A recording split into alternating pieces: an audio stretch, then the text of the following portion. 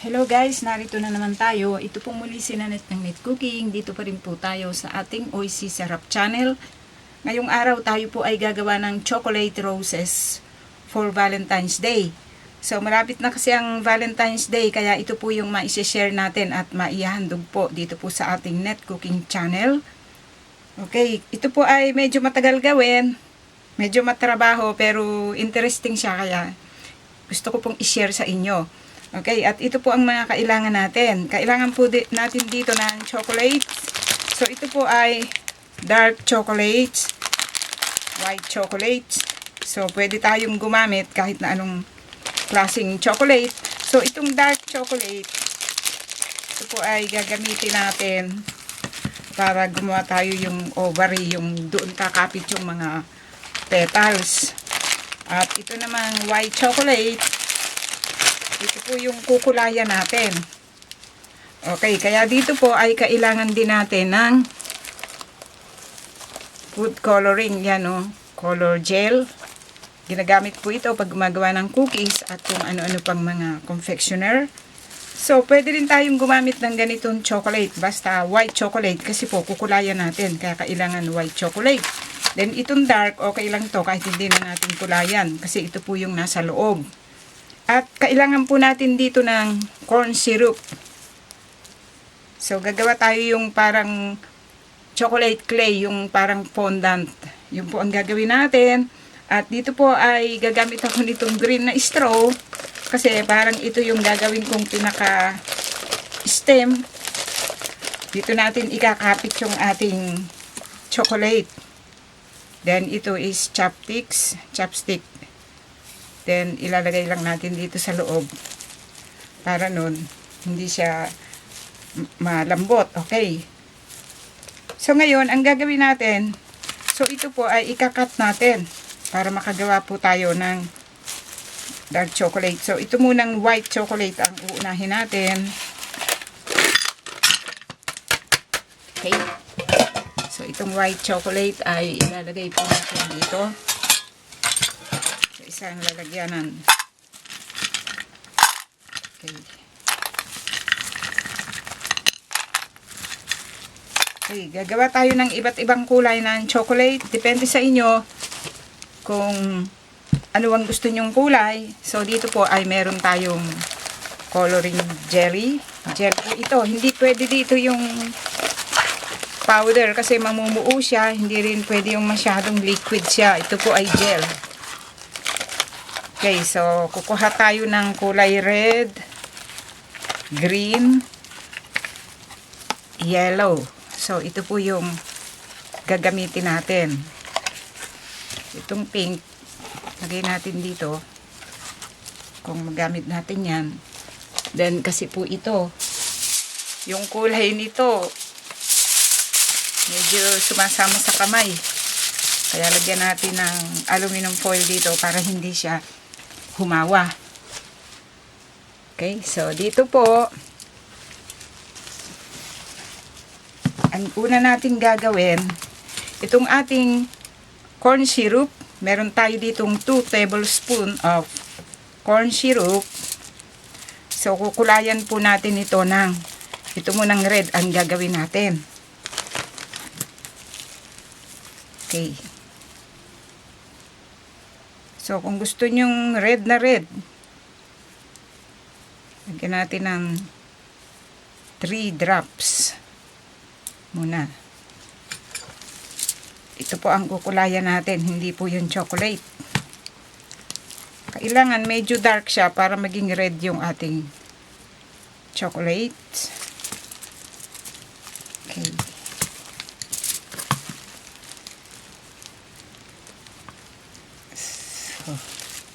Haluin natin. Ito po kasing corn syrup, ito po yung ginagamit po ito pag gumagawa ng marshmallow, pagka gagawa kayo yung fondant. Okay.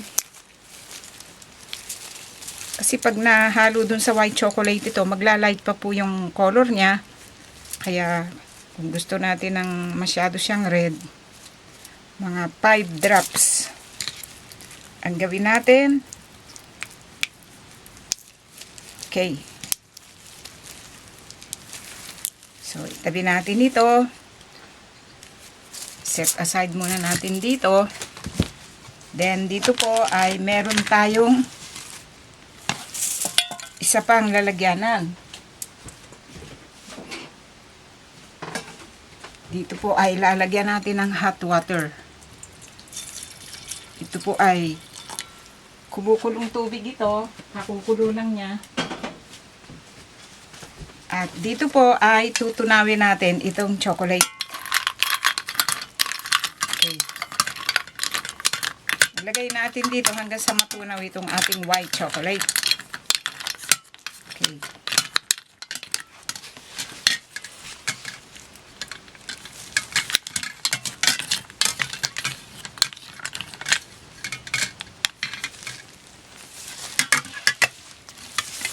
Okay din ngayon guys, nag-melt na itong ating chocolates.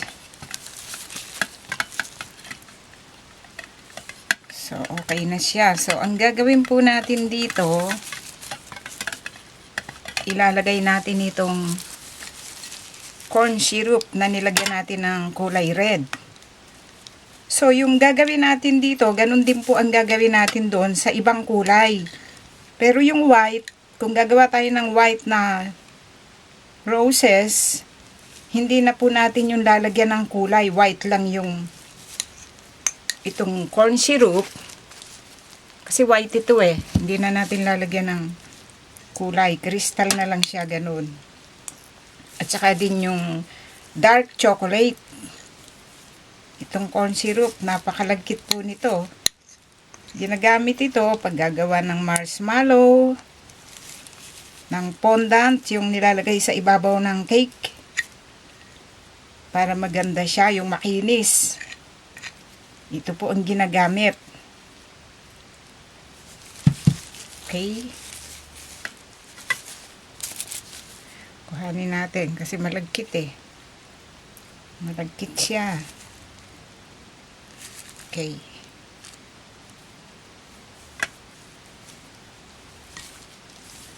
Okay, then ngayon, paghaluin natin ito, huwag nating imimix na masyado. I-fold lang natin na ganyan.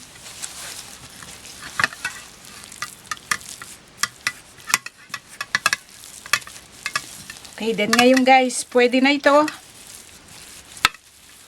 Huwag nating masyadong haluin.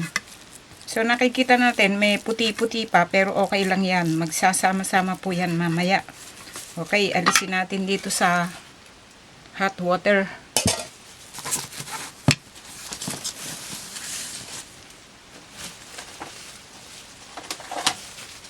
Meron tayo ditong plastic wrap. So, ilalagay natin dito. Then guys, yung ibang kulay na gusto nyong gawin, ganito lang din po ang gagawin natin. Then, ito po ay ilalagay po natin ito sa ref. Mga 3 hanggang 5 oras para mag-firm siya doon.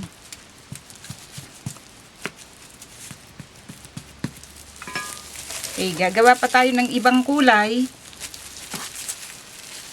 At pagkaraan ng 3 o 5 oras, ay doon po natin gagawin yung ating chocolate roses. Okay. Okay, ngayon guys, pagkaraan ng mahigit 5 oras na pagkakalagay natin sa ref, nitong ating ginawang chocolate clay na iba't ibang kulay, so gagawa na tayo ng chocolate rose for Valentine. Okay, so narito yung brown, green, yellow, red, white, at orange. Okay, so dito, meron tayo dito yung straw, then itong chopsticks. Ang gagawin natin, sabi lang natin ito. Lagyan natin ng plastic wrap ito. Para hindi humawa yung kulay. So ngayon, ang una nating gagawin, gagawa tayo yung parang yung ovary niya. Dito kasi natin ikakapit yung mga petals. Okay, din ngayon.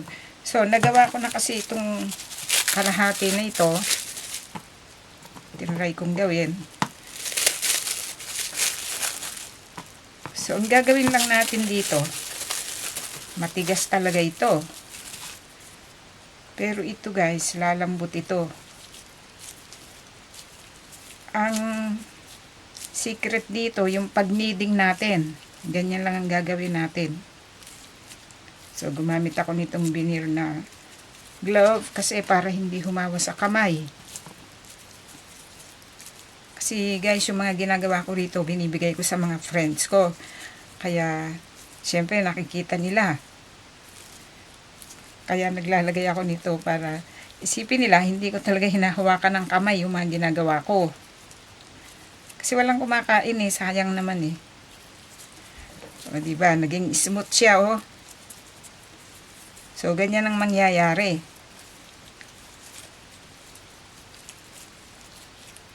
Okay, so ang gagawin natin dito, gagawa lang tayo ng bilog.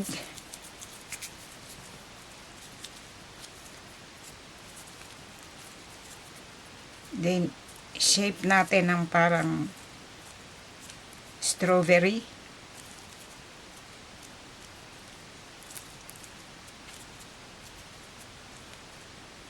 Then, dito ilalagay po natin itong chopsticks.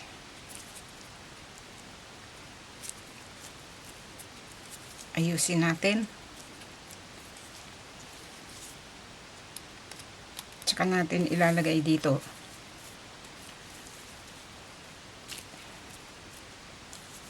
Okay, para kulay green yung stem niya. Okay, so ilalagay natin dito. Narito yung mga nagawa natin kanina. Okay, ngayon guys, kung wala kayo yung kamay ko teka, nasa natin. Kailangan lagi tayong may pamunas dito. Ito, kitchen towel. So ngayon, kung wala kayo yung green na straw, so meron tayo dito yung paper tape. Pwede nating ganyan lang yan oh. Balutan natin yan.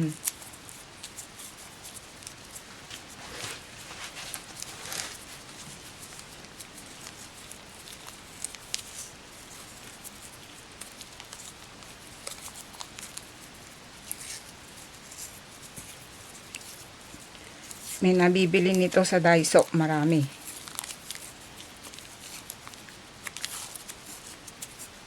Okay.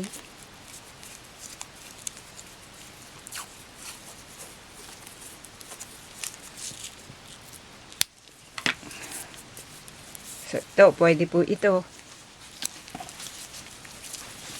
Okay, yun ngayon guys. So, nakita natin, oh, nag-smooth na itong ating chocolate clay. So, ang gagawin natin dito,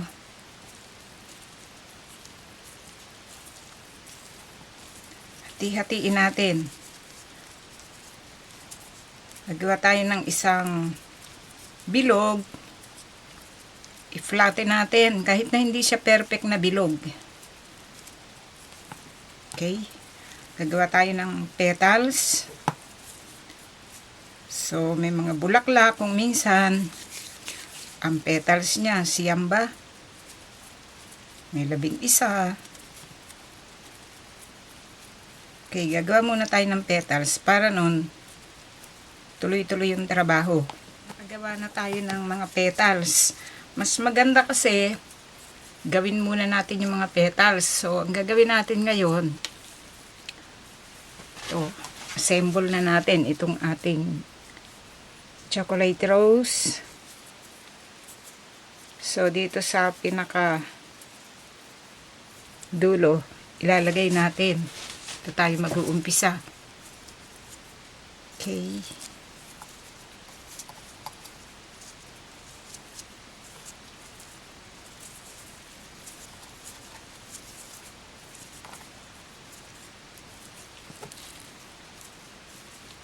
I-flatten natin. Habang ina-assemble natin ito, ipa-flatten natin. Then, i-fold out natin pa konti-konti hanggang makarating tayo doon sa dulo.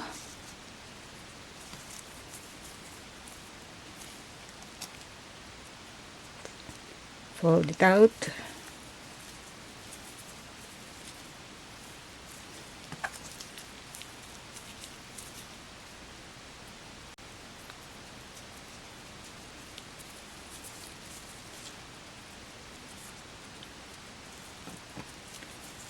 Okay, ganyan lang naman. Madali lang naman. Ang mahirap lang dito, yung paggawa ng dough, yung consistency.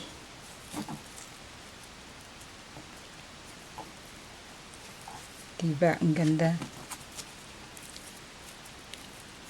Kasi pag hindi tama yung pagkaka-blend ng corn syrup,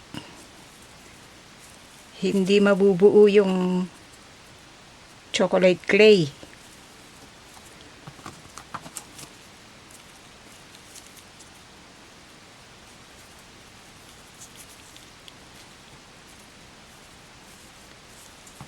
Okay, so ganito lang.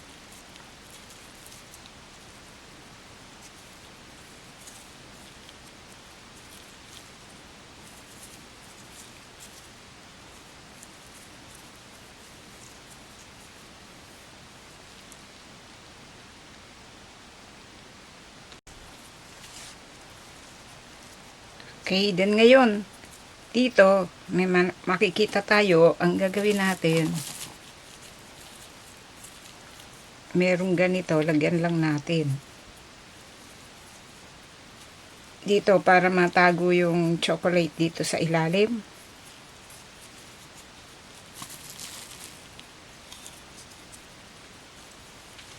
Okay.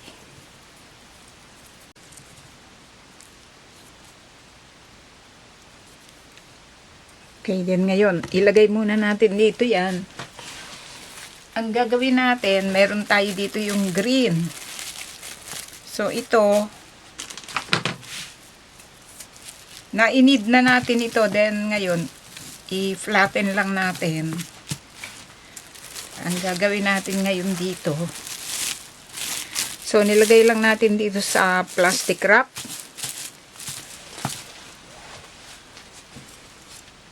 Meron tayo dito yung cookie cutter.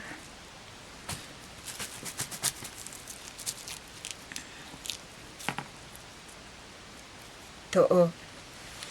Ang gagawin natin.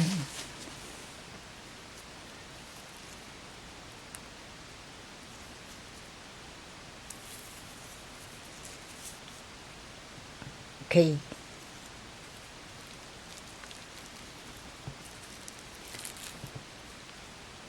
So, ganyan ang kakalabasan niya. Inilagay lang natin itong, ano ba to, sepal, yung parts ng flower.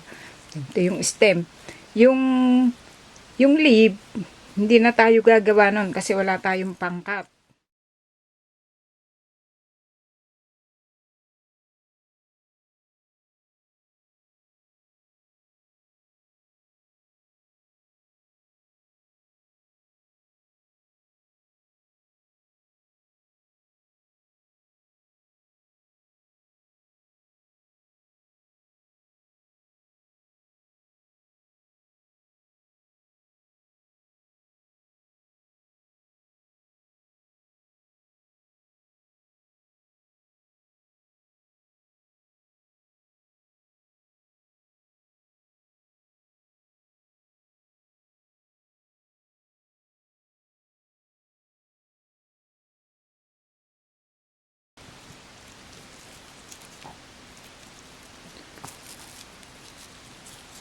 Okay, then nandito yung ating sepal. Okay.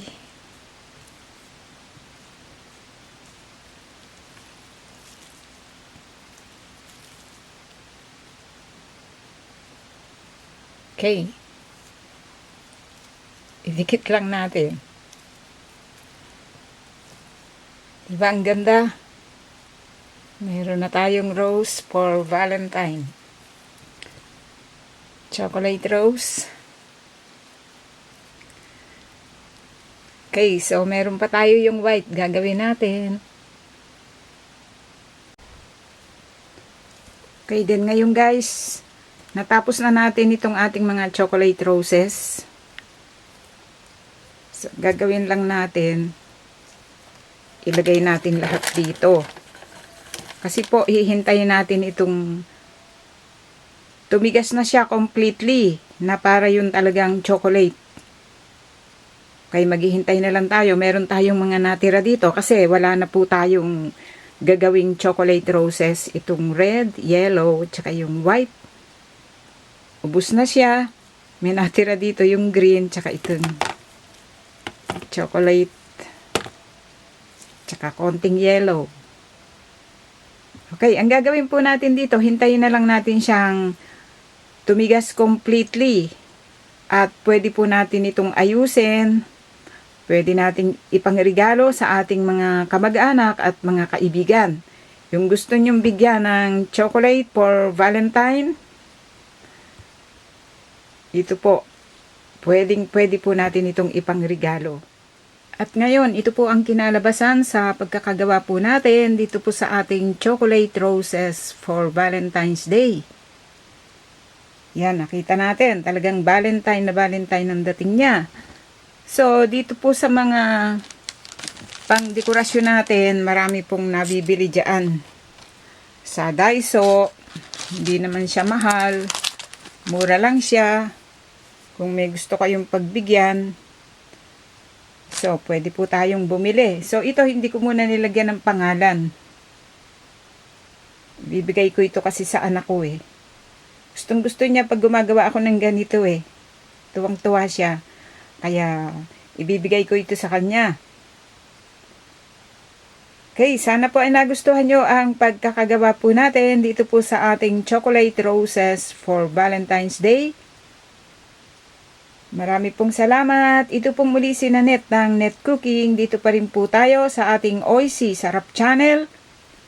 Thank you po. Bye!